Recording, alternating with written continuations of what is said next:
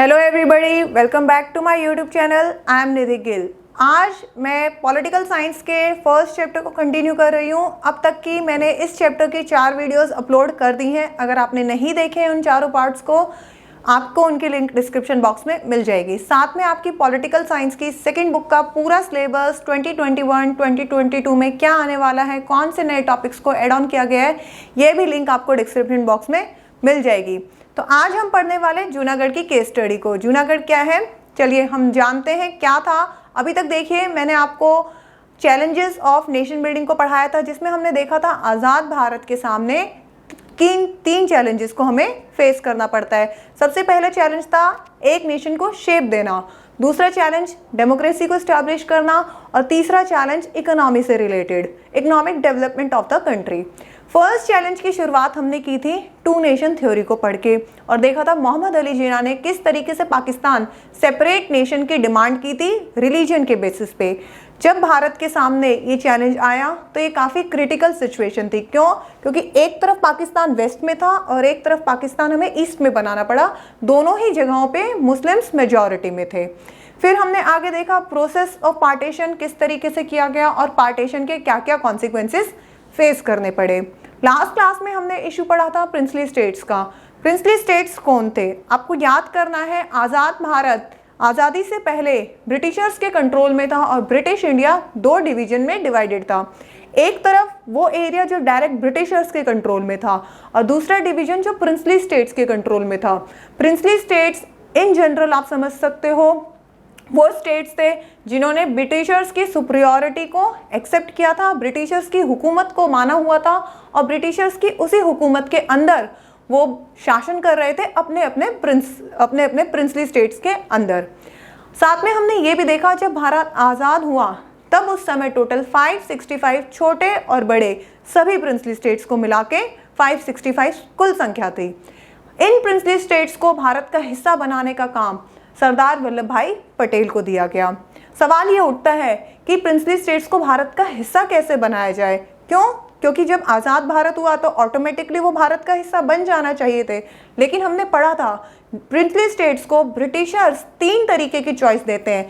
पहली चॉइस होती है कि वो पाकिस्तान का पार्ट बने, दूसरी चॉइस इंडिया का पार्ट बने, और तीसरी चॉइस वो पूरी तरीके से स्वतंत्र रह सकते हैं। जब ब्रिटिशर्स यहाँ से चले गए तो एक एक करके प्रिंसली स्टेट्स ने अपनी अनाउंसमेंट शुरू कर दी और किसी ने अपने आप को इंडिपेंडेंट डिक्लेयर किया तो किसी प्रिंसली स्टेट ने पाकिस्तान का हिस्सा बनना चाहा और काफ़ी सारी प्रिंसली स्टेट्स को भारत में पहले ही मिला लिया गया।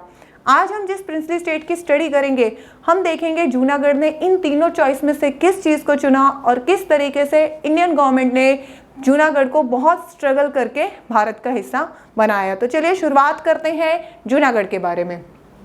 So today's topic is the integration of Junagadh.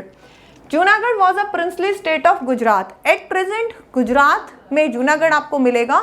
Junagadh जब भारत आज़ाद हुआ उस समय गुजरात का हिस्सा था।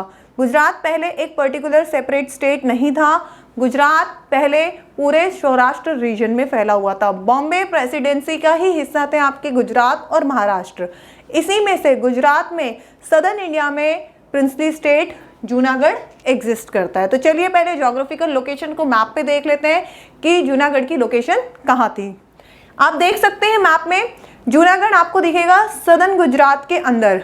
उस समय पूरा सदर्न गुजरात जूनागढ़ के कंट्रोल में था। जूनागढ़ एक प्रिंसली स्टेट था। साथ में हमने ये भी देखा था गुजरात के अंदर उस समय टोटल 18 बड़े बड़े प्रिंसली स्टेट्स थे और 118 छोटे प्रिंसली स्टेट्स थे। अब आपको क्लियर है जूनागढ़ की लोकेशन। अब हम आगे देखते हैं जब भारत को आज़ादी मिली तो गुजरात में या पर्टिकुलरली हम बोलेंगे जूनागढ़ के अंदर किस राजा का शासन था और कैसे अब हमने भारत में जूनागढ़ को मिलाया। चलिए अपनी कहानी अब हम यहाँ से शुरू करते हैं। एक और बात जो बहुत ज़रूरी है मैं आप लोगों को क्लियर करना चाहती हूँ, आपकी बुक में जूनागढ़ केस स्टडी से रिलेटेड बस और बस एक लास्ट लाइन में मेंशन किया हुआ है किस तरीके से हमने जूनागढ़ को पढ़ाया। तो ये जितने भी डिटेल्स हैं ये सब बुक में गिवन नहीं है। क्यों? क्योंकि आपकी बुक अपडेटेड नहीं है। आप ये सारी चीज़ें यहाँ से पढ़ेंगे।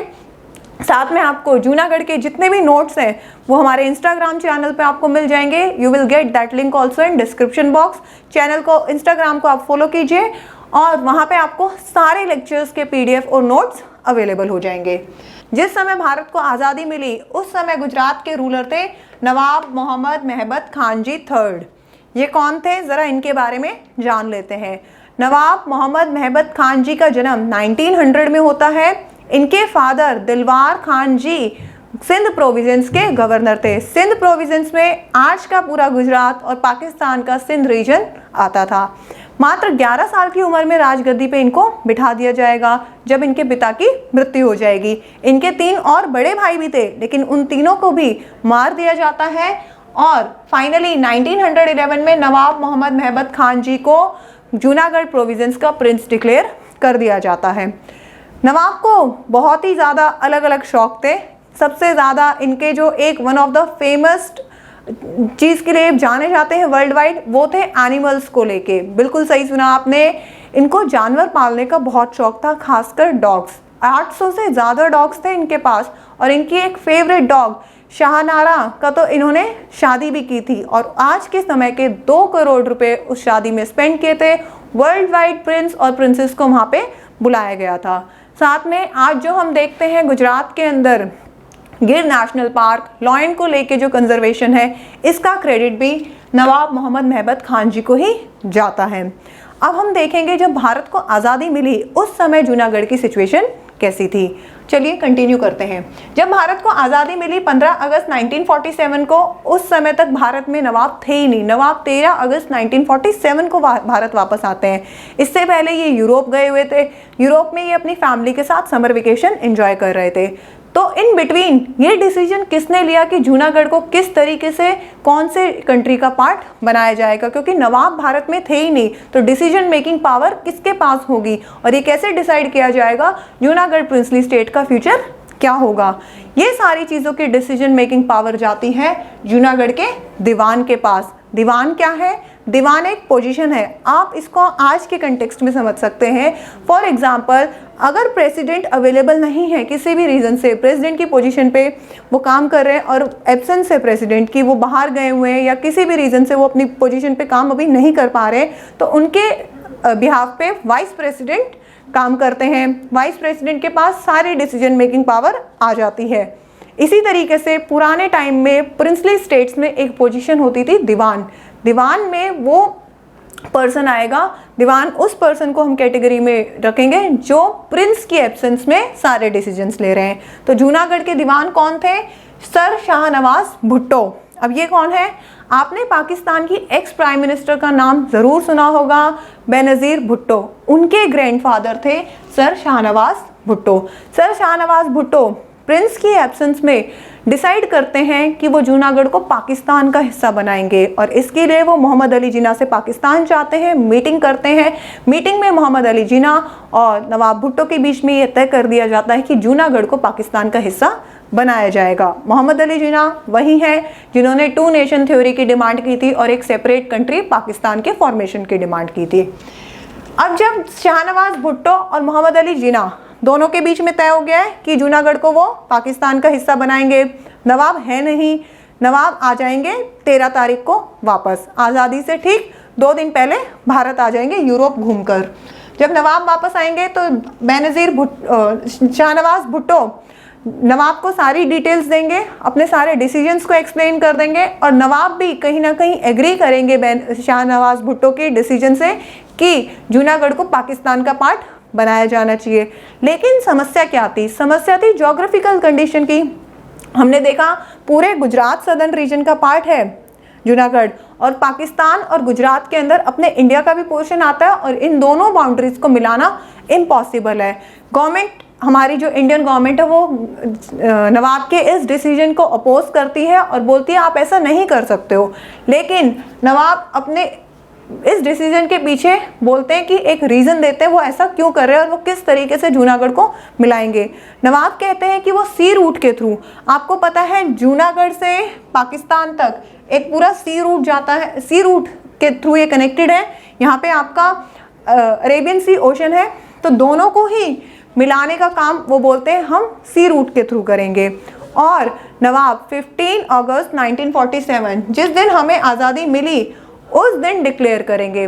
तो 2 मेजर डिसीजंस लिए जाते हैं नवाब के थ्रू जो हमारी पूरी पॉलिटिकल को हिस्ट्री को चेंज कर देंगे। फर्स्ट डिसीजन लिया जाता है 15 अगस्त 1947 को। इस दिन नवाब ये अनाउंस करते हैं या डिक्लेयर करते हैं कि उन्होंने डिसाइड किया है वो पाकिस्तान के साथ मर्ज होना चाहते हैं। हमारे इंडियन कांग्रेस लीडर्स के लिए बहुत बड़ा झटका था। पहली बात तो ये 15 अगस्त 1947 हमारी आज़ादी का दिन था। ऑलरेडी इस दिन हम दो चीज़ों में फंसे हुए थे। एक तरफ हमें आज़ादी की खुशी तो थी, साथ में पार्टीशन का गम भी था। दूसरी तरफ से इसी दिन जूनागढ़ के प्रिंसली स्टेट ने डिक्लेयर किया कि वो भारत का नहीं पाकिस्तान का हिस्सा बनना चाहते हैं। 2 दिन बाद पूरे न्यूज़पेपर में इस न्यूज़ को फैला दिया जाता है, स्प्रेड कर दिया जाता है कि जूनागढ़ ने डिसाइड किया है accession with Pakistan. In between जब तक अभी एक्सेशन साइन नहीं हुआ है, याद रखना, अभी सिर्फ और सिर्फ नवाब ने डिक्लेयर किया कि वो पाकिस्तान के साथ मिलना चाहते हैं। तो 1 महीने के बीच में इंडियन गवर्नमेंट बहुत ज़्यादा नेगोशिएट करने के लिए ट्राई करती है, नवाब को समझाने के लिए कोशिश करती है कि वो ऐसा ना करे। उनके इस फैसले को पूरी तरीके से अपोज किया जाता है, बट नवाब नहीं मानते हैं। और फाइनली ठीक 1 महीने बाद 15 सितंबर को 1947 को साइन कर लिया जाता है instrument of accession with Pakistan. अब ये इंस्ट्रूमेंट ऑफ एक्सेशन मैंने आपको पढ़ा है, एक डॉक्यूमेंट है। इस डॉक्यूमेंट के जरिए कोई भी प्रिंसली स्टेट किसी भी कंट्री का पार्ट बनेगी, उनको ये डॉक्यूमेंट लीगली साइन करना पड़ेगा उस कंट्री का हिस्सा बनने के लिए।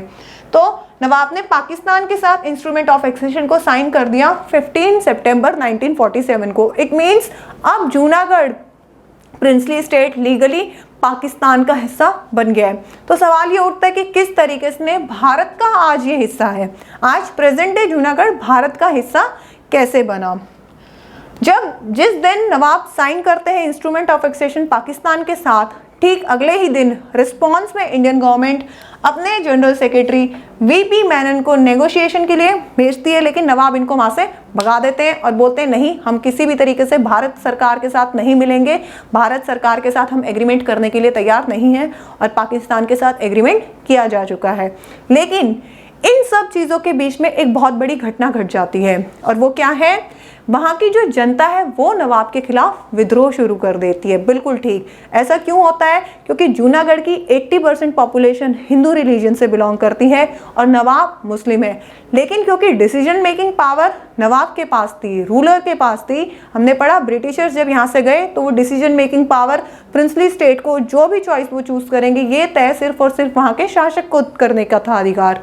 तो जब जनता को पता चलता है शासक ने इंस्ट्रूमेंट ऑफ एक्सेशन साइन कर दिया है पाकिस्तान के साथ 15 सितंबर 1947 को, जनता विद्रोह करेगी। और सबसे अच्छी बात यह है, जनता को जिस शासक का या बोल सकते हो जिस पॉलिटिकल सोशल एक्टिविस्ट लीडर का साथ मिलता है वो गांधी जी के परिवार के ही थे। अब हम आगे देखेंगे किस तरीके से सामल दास गांधी जी इन्होंने जनता के मूवमेंट को लीड किया और नवाब को पाकिस्तान भागने पे मजबूर कर दिया।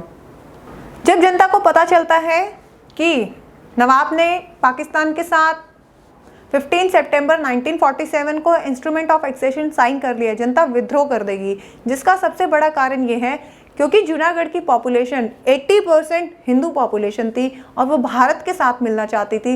लेकिन नवाब ने जनता के अगेंस्ट जाकर डिसीजन लिया और पाकिस्तान के साथ IOA साइन किया।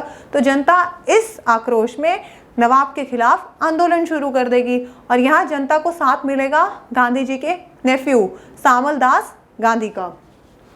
तो people protested against Nawab and with the leadership of Samal Das Gandhi. ये कौन थे? ये गांधी जी के, महात्मा गांधी जी के बड़े भाई कालीदास करमचंद गांधी के पुत्र थे। क्योंकि महात्मा गांधी ने, आपने पढ़ा है किस तरीके से हमारी कंट्री के लिए फ्रीडम स्ट्रगल में, मूवमेंट में बहुत ज़्यादा पार्टिसिपेट किया। हमारे देश को आज़ादी दिलाने का मेन जो श्रेय है वो महात्मा गांधी जी को ही जाता है। बट इनकी पिक्चर में एंट्री कैसे हो गई सामल दास गांधी की? आप यहाँ देखिए, यहाँ पे जूनागढ़ प्रोविंस था, प्रिंसली स्टेट, और ठीक यहाँ पे साइड में आपको दिख रहा है ये पोरबंदर है। ये वही स्थान है जहाँ गांधी जी का जन्म हुआ। जब सामल दास गांधी जी को पता चलता है कि जूनागढ़ को पाकिस्तान के साथ मिला लिया गया, उनसे ये चीज़ बर्दाश्त नहीं होती और वो महात्मा गांधी जी के सत्याग्रह के प्रिंसिपल को फॉलो करते हैं और यहाँ के लोगों को इकट्ठा करते हैं वहाँ के नवाब के खिलाफ। तो सामल दास गांधी मूवमेंट शुरू करेंगे नवाब के खिलाफ। नवाब बदले में रिस्पॉन्स करते हैं और नवाब अटैक करना शुरू करते हैं। जनता पे तो अटैक करते ही हैं, साथ में नवाब दो छोटे प्रिंसली स्टेट्स मैंगरोल और बाबरियावाड़ इन दोनों प्रिंसली स्टेट पे भी अटैक करते हैं और इन दोनों प्रिंसली स्टेट को जूनागढ़ का हिस्सा बनाना चाहते हैं। अगर थोड़ा बैक जाएंगे हम हिस्ट्री में, तो मैंगरोल और बाबरियावाड़ दो छोटे प्रिंसली स्टेट थे। जब गवर्नमेंट ऑफ इंडिया 1935 एक्ट आता है, ये दोनों छोटे प्रिंसली स्टेट अपने एडमिनिस्ट्रेशन को शेयर करते हैं जूनागढ़ के साथ। बीच में एग्रीमेंट इनके साइन होता है, जहां पे ये एग्रीमेंट में ये शेयर किया जाता है कि ये दोनों स्मॉल प्रिंसली स्टेट्स जूनागढ़ के प्रिंसली स्टेट के साथ मिलकर काम करेंगे। जैसे ही मैंगरोल और बाबरियावाड़ के प्रिंस को पता चलता है कि नवाब ने 15 सितंबर 1947 के साथ पाकिस्तान के साथ IOA साइन कर लिया है, उसके ही अगले दिन मैंगरोल और बाबरियावाड़ के प्रिंस भारत के साथ इंस्ट्रूमेंट ऑफ एक्सेशन साइन कर लेते हैं। तो इसका मतलब ये हुआ, अब मैंगरोल और बाबरियावाड़ लीगली इंडिया का पार्ट बन गया है और जूनागढ़ पाकिस्तान का। लेकिन जब जनता विद्रोह करती है तो नवाब चाहता है इन दोनों हिस्सों को भी जूनागढ़ में मिला लेना। जैसे ही नवाब मैंगरोल और बाबरियावाड़ पर अटैक करेंगे, इंडियन गवर्नमेंट एक्शन में आ जाएगी। इंडियन गवर्नमेंट क्यों एक्शन में आती है? क्योंकि अब मैंगरोल और बाबरियावाड़ ऑफिशियली इंडिया का पार्ट बन गए। दोनों ही प्रिंसली स्टेट्स ने भारत के साथ IOA साइन कर दिया है। तो जो अटैक अब मैंगरोल और बाबरियावाड़ पे किया जाएगा, वो अटैक इन प्रिंसली स्टेट पे नहीं हो रहा था, वो attack direct Indian union territory पे हो रहा था। जब इंडिया को पता चलेगा, इंडियन गवर्नमेंट इसके रिस्पॉन्स में अपनी आर्मी को भेजेगी और आर्मी जिस दिन पहुंच जाएगी उसी दिन नवाब वहां से भाग जाएंगे। दो मेजर इवेंट्स और हैं, आपको ये दोनों डेट्स भी याद रखनी है। इससे पहले दो मेजर इवेंट्स हुए थे। 15 अगस्त 1947 को नवाब ने डिक्लेयर किया, डिसाइड किया पाकिस्तान के साथ इंटीग्रेट करना, और 15 सितंबर 1947 में पाकिस्तान के साथ IOA साइन कर दिया। अब अक्टूबर में भी दो मेजर इवेंट्स होंगे बैक टू बैक। 24 अक्टूबर 1947 को इंडियन गवर्नमेंट अपनी आर्म फोर्सेस को भेज देती है जूनागढ़ की बाउंड्रीज को कवर करने के लिए। बाउंड्रीज को कवर करने का मतलब क्या है?